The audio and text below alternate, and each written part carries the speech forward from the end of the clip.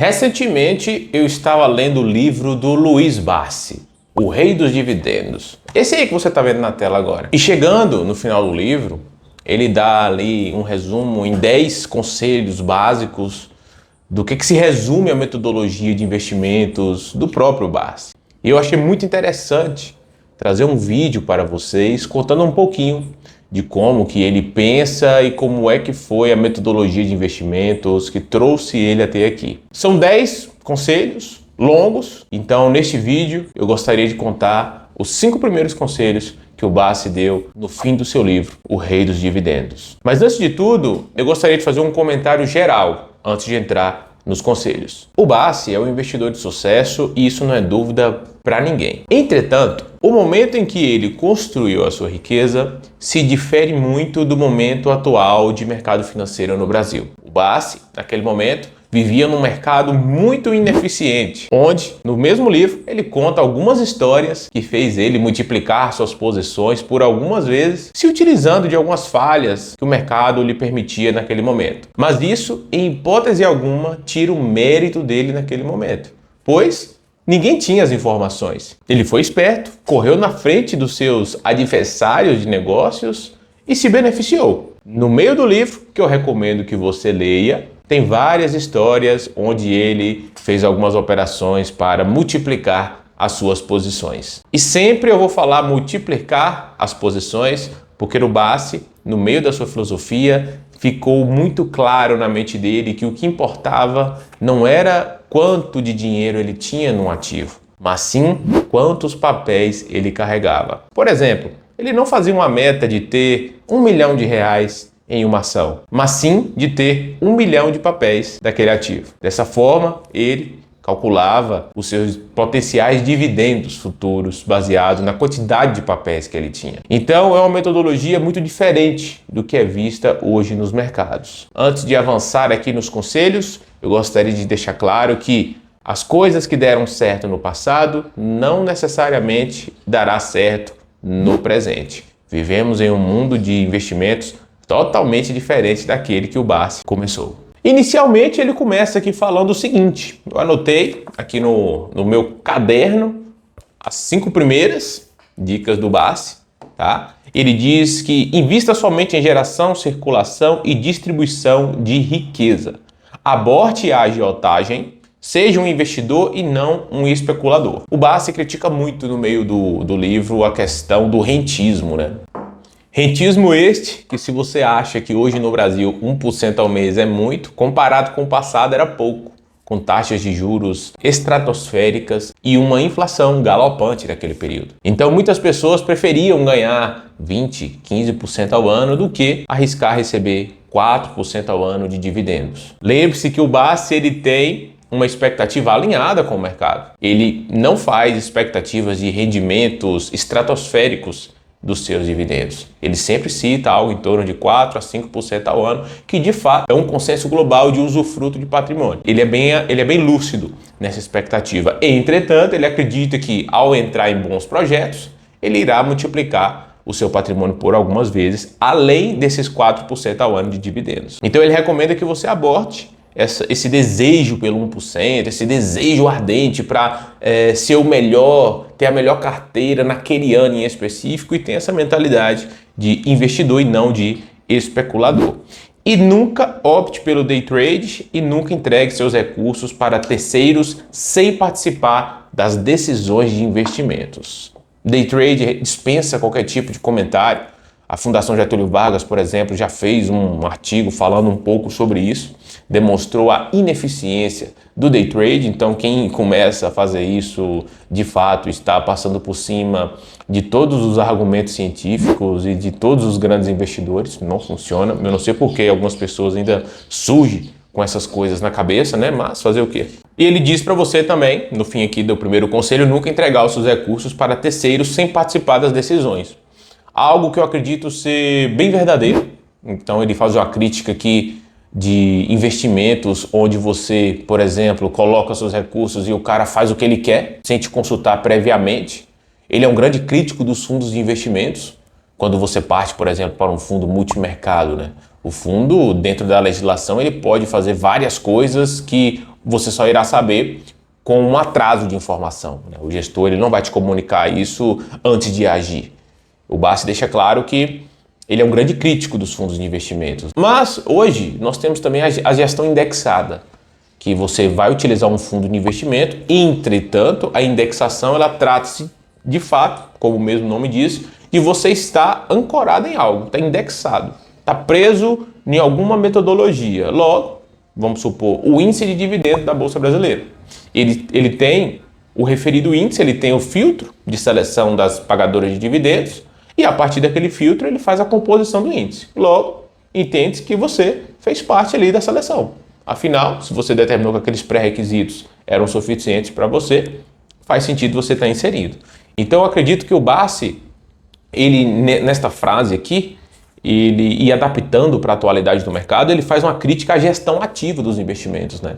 Alguém que tenta especular sem previamente te consultar. O segundo conselho do Bassi, da metodologia dele, é não tenha medo de comprar ações e compre sempre de setores perenes, setores perpétuos, setores que, independente do que está acontecendo na economia, ele não deixa de existir. E reforça a lembrança do Plano Collor, onde todos os títulos foram bloqueados, as ações não foram bloqueadas. O terceiro conselho que o Bassi dá aqui é que ações representam pequenas participações do investidor em projetos de qualidade e visão de futuro. Vise projetos sustentáveis com histórico de boas distribuições. Durante o livro também ele discorre bastante sobre você enxergar as ações como uma pequena participação de um negócio, né? E eu até costumo dizer o seguinte: se você tem uma empresa e o setor da sua empresa está em baixa, não necessariamente você vai vender a sua empresa. Acredito que por as ações serem um investimento passivo, que você não tem um contato físico, a interpretação e a reação de adversidades no meio do caminho, ela tende a ser um pouco diferente do que seria num contato mais físico com a coisa mesmo. Por isso que ele reforça, isso é algo muito difícil de ser feito.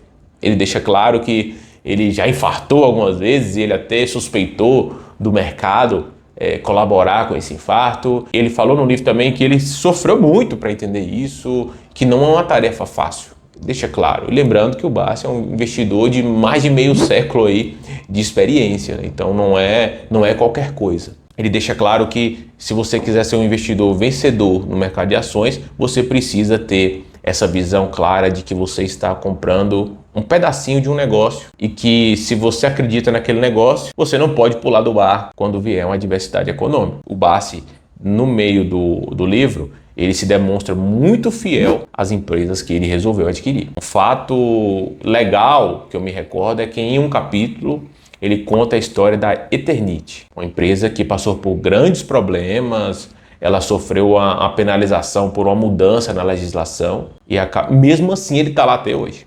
Ele não saiu porque ele acredita fortemente na tese dele. Outro caso que ele destaca no livro é o caso da Unipar, se eu não me engano é a Unipar mesmo, onde os acionistas majoritários queriam porque queriam comprar a participação dele, oferecendo preço para ele.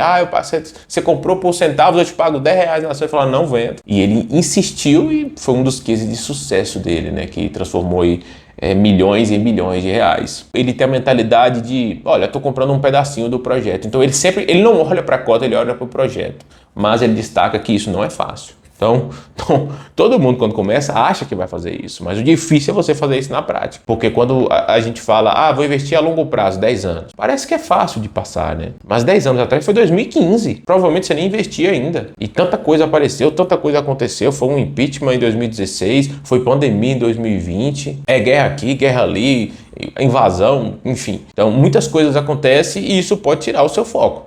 Não é fácil investir a longo prazo, principalmente quando você coloca volatilidade no meio do caminho. O quarto conselho do Bassi é: lastreie suas aplicações em projetos muito bem fundamentados, nunca em lançamentos, os famosos IPOs. Aqui o Bassi é direto e reto ao ponto. Os IPOs no Brasil não é de hoje que é um fracasso.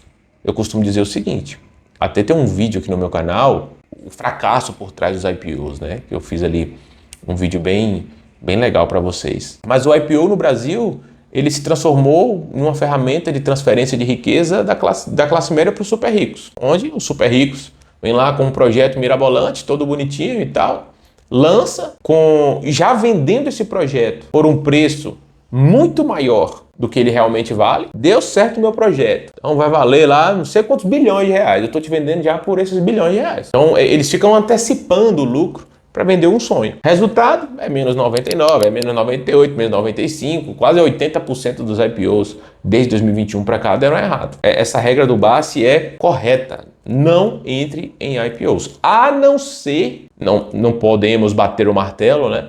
Que seja um projeto muito legal, que você esteja por dentro, que você entenda, confie nos executivos, mas provavelmente vai ser uma exceção. E se for uma exceção, você atrai muita atenção, muita compra, vai subir o preço do ativo. Talvez esse preço alto não justifique ali a entrada. O mercado ele não é bobo. E o quinto, para o vídeo não ficar muito longo, nunca aplique seus recursos em fundos de qualquer natureza, pois o único beneficiado sempre será o administrador, com as taxas de administração e de performance no meio do caminho. Independente da direção que o fundo toma, o gestor vai ter a taxa de administração dele. Ele diz que não conhece ninguém que ganhou dinheiro com fundos ou previdência privada. Aqui é um ponto, esse negócio de previdência privada, né? É algo que eu acredito que o tempo alterou. É aquele negócio que na época dele não dava certo, mas hoje é diferente. A indústria da previdência ela mudou e muito no Brasil. No passado recente, nós tínhamos 5 bancos dominando tudo. Logo, eu não tinha uma concorrência clara, até porque existia o lobby. A partir do momento que entra o shopping financeiro, você pega XP, BTG e outros bancos aí, as previdências foram mais competitivas. Então hoje você tem várias previdências, por exemplo, que investe no Tesouro Selic com a taxa de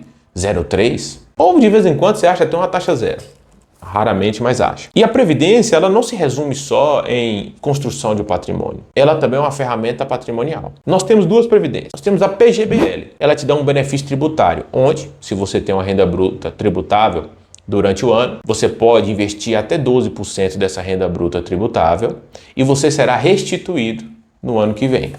Quando você pega essa restituição, mais o benefício da previdência da ausência de come-cotas no meio do caminho, nós estamos falando de um investimento muito rentável no longo prazo, comparado com índices de mercado. Você pode pegar uma previdência também indexada na Bolsa, no Ibovespa. Esse conceito de previdência do Bassi, ele mudou e muito. Considerando o contexto dele, ele não está 100% errado, porque na época do Bassi, o que uma previdência fazia? Ela investia no Tesouro Selic e te cobrava 4% ao ano. Era isso que fazia. Além do PGBL, nós temos o VGBL, que é uma ferramenta sucessória. É um investimento que não passa no processo de inventário e os seus herdeiros poderiam receber esse recurso para eventualmente arcar com os custos do inventário ou você proporcionar uma liquidez para a sua família no momento de fatalidade. Claro que não é igual um seguro de vida que cai rapidamente. A previdência vai demorar uns 30, 60 dias, o dinheiro já foi repassado para os herdeiros. Não só é um investimento, bem como uma ferramenta de